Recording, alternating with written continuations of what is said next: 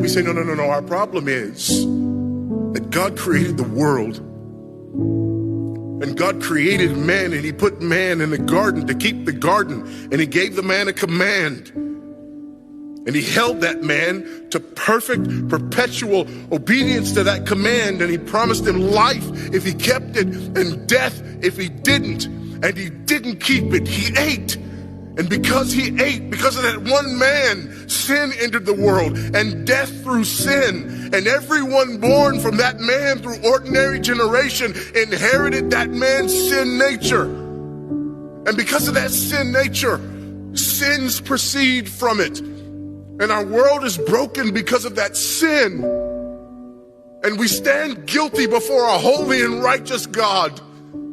And we know that he's holy, and we know that he's righteous, and we crave justice. But the problem is that if God gives us justice, we all die.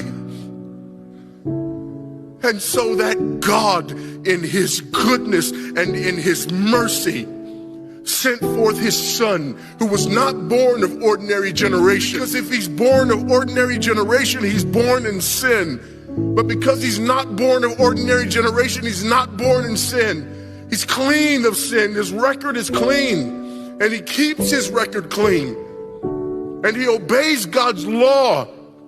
And because he's fully God and fully man, he obeys the law of God on our behalf in his active obedience. And then in his passive obedience, God made him who knew no sin to be sin for us. God laid upon him the iniquity of us all. And Christ died for sin once for all, the just for the unjust. And God imputes our sinfulness to him.